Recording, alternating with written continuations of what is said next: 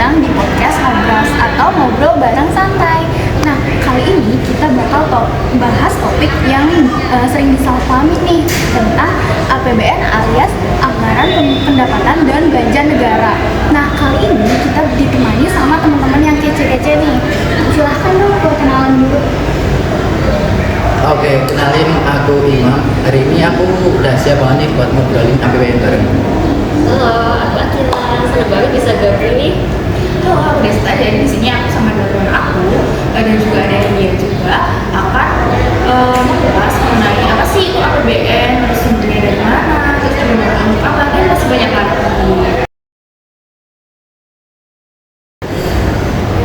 Nah, teman-teman, kita mulai dari yang paling dasar dulu kali ya, tentang pengertian dari APBN. Nah, menurut kalian ini bisa dijelasin nggak sih pengertian dari APBN itu sendiri itu apa? Oke, APBN itu singkatan dari Anggaran Pendapatan dan Belanja Negara. Secara simpel, APBN itu rencana keuangan negara untuk jangka waktu 1 tahun.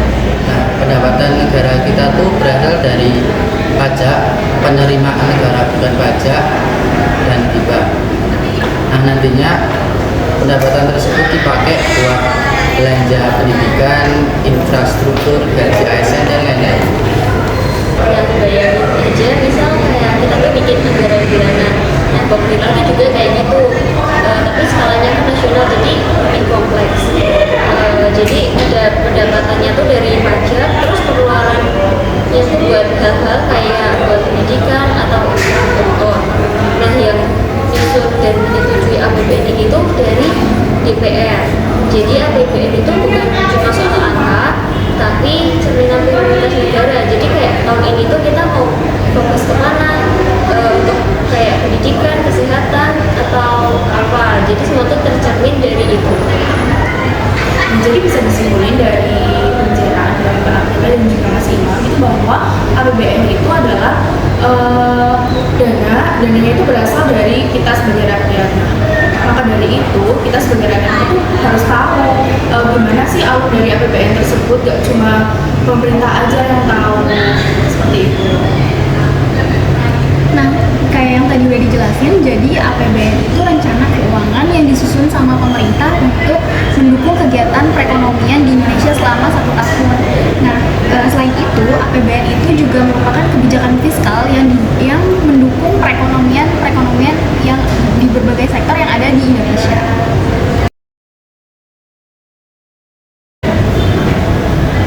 Nah, kita mulai ke pembahasan selanjutnya ya. Kenapa APBN ini penting buat warga biasa atau kenapa kita perlu belajar soal APBN ini? Bisa dijelaskan?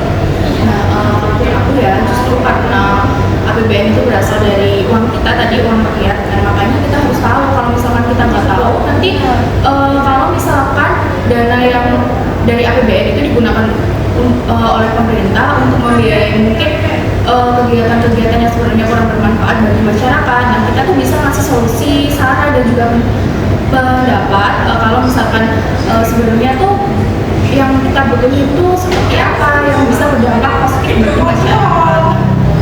Jadi menurut aku jangan menganggap APBN itu kayak laporan keuangan yang isinya cuma angka-angka tebal. Nah, tapi di balik angka-angka itu ada infrastruktur yang dibangun, terus ada gaji dosen dan guru yang dibayar, terus kemudian ada rumah sakit yang setiap tahunnya direnovasi, seperti itu sih. Itu kayak waktu pandemi. Jadi APBN tuh digunakan buat bantu rakyat kayak lewat bansos sama program PEN atau pemulihan ekonomi nasional. Jadi fungsinya tuh bukan cuma buat belanja, tapi juga stabilitas ekonomi. Nah, kalau di ekonomi itu tuh namanya kebijakan fiskal. Dan kita sebagai warga tuh sebetulnya diuntungkan, walaupun nggak sadar, tapi penting banget kita buat tahu sama peduli.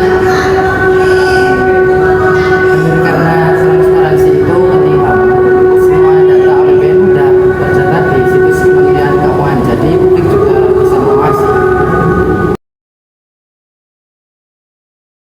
Nah, kita selanjutnya bakal mulai bahas ke aspek terpenting dari APBN ini, yaitu unsur-unsur yang ada di dalam APBN. Nah, boleh dijelasin nggak sih unsur-unsur dari APBN sendiri itu apa aja?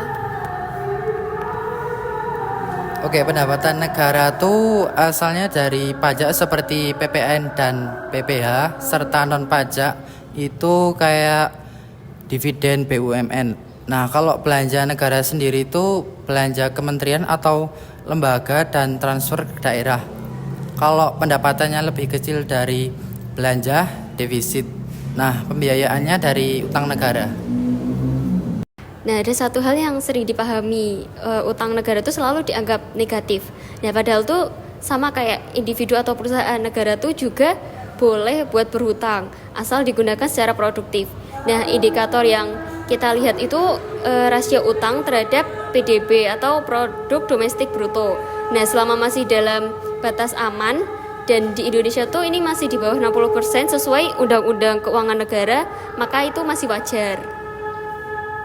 Nah, aku mau nambahin nih, kalau misalkan utang negara sama utang pribadi itu jelas beda. Jadi kalau misalkan utang negara itu terdapat batasan seperti yang dikatakan oleh Akila bahwa ada indikator utang terhadap PDB.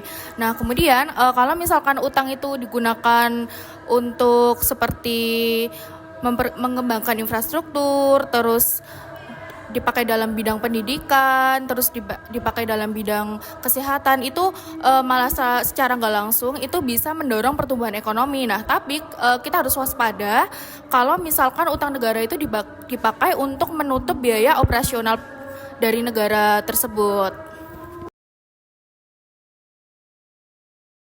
Nah, selanjutnya teman-teman yang ada di sini bakal bahas tentang info-info nih soal APBN yang sering disalahpahamin.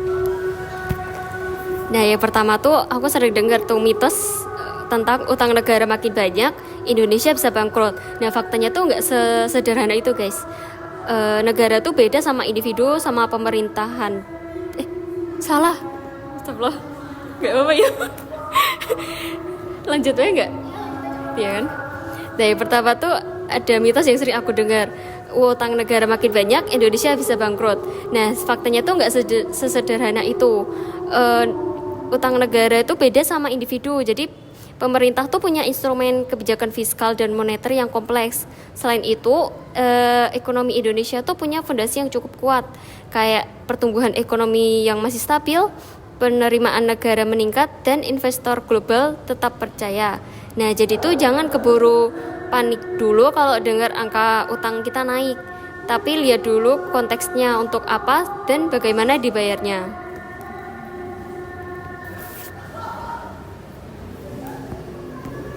Menurut mitosnya, rakyat nggak bisa ngontrol APBN. Faktanya sebenarnya bisa karena ada musrenbang dan semua laporan juga bakal terbuka. Nah, kalau aku sendiri tuh sering dengar kayak orang-orang tuh bilang kalau misalkan APBN itu nggak berdampak bagi hidup kita. Nah, tapi sebenarnya tanpa kita sadari, kita tuh setiap hari tuh menggunakan hal-hal yang sebenarnya itu dibiayai oleh APBN. Misalnya, contohnya kayak listrik. Itu kan kita di rumah setiap harinya menggunakan listrik. Nah, listrik itu kan bentuk dari subsidi yang dibiayai oleh APBN. Kemudian ada BBM juga. Nah, pastinya kalau kita sebagai mahasiswa kan dari kos ke kampus, kemudian dari rumah ke kampus itu kan membutuhkan BBM. Nah, kemudian ada juga yang sering aku temui itu gas melon, itu kan juga bentuk dari subsidi yang dibiayai oleh APBN tersebut. Nah, seperti itu sih. Nah, jadi sebenarnya emang nggak secara langsung itu berdampak pada hidup kita, tapi kalau misalkan kita rasakan, kita sadar, itu membawa dampak yang baik bagi kehidupan kita. Oke, terima kasih buat info-info yang semoga dari info-info tadi yang udah dijelasin itu bisa ngelurusin kesalahpahaman kita tentang APBN tersebut. Nah, teman-teman, setelah tadi dijelasin tentang unsur-unsur dari APBN, kita bakal bahas tentang kenapa sih, gimana sih cara kita terlibat untuk APBN ini. Oke, caranya buat kita bisa ikut terlibat dalam APBN ini tuh sebenarnya bayar pajak tepat waktu dan juga jangan main-main sama manipulasi data. Itu benar-benar langkah awal. Nah, dan juga partisipasi masyarakat di dalam APBN itu tuh penting banget.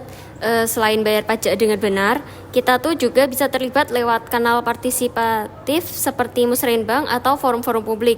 Nah, di beberapa daerah tuh bahkan warganya tuh bisa langsung mengusulkan program prioritas. Jadi bukan hal yang mustahil untuk kita tuh ikut mengawal anggaran. Dan sebagai generasi muda, kita tuh juga punya peran edukatif. Misalnya kita bisa bantu sebarin info yang benar soal APBN ke teman-teman kita, dan jangan sampai informasi yang keliru tuh malah bikin masyarakat makin skeptis sama negara gitu.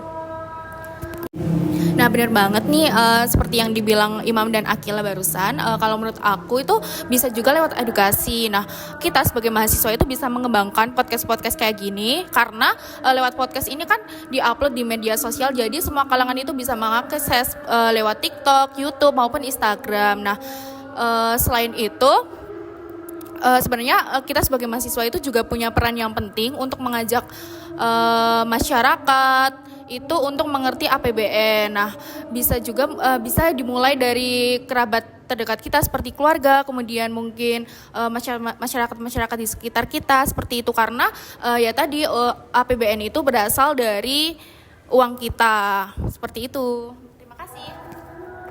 Nah, setelah info-info tadi yang udah disampaikan sama teman-teman, kita jadi tahu nih seberapa besar kita butuh terlibat untuk APBN ini. Semoga dari info-info yang udah disampaikan, kita bakal kalian semua yang nonton bakal ambil langkah untuk ikut serta dalam APBN ini. Nah teman-teman, jadi nggak nyangka ya kita bakal sampai di penghujung podcast hari ini. Terakhir aku bakal simpulin dari obrolan hari ini bahwa APBN itu didapat dari unsur-unsur dari sektor-sektor kayak bayar pajak sehari-hari, dan nantinya APBN itu bakal digunain untuk ngedukung pembangunan yang ada di Indonesia dan bakal bermanfaat buat kemajuan bangsa.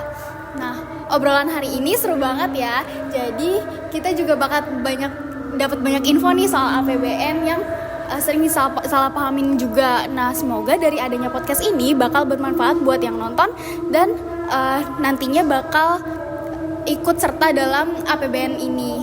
Nah, sekian dari kita. Sampai jumpa di episode selanjutnya.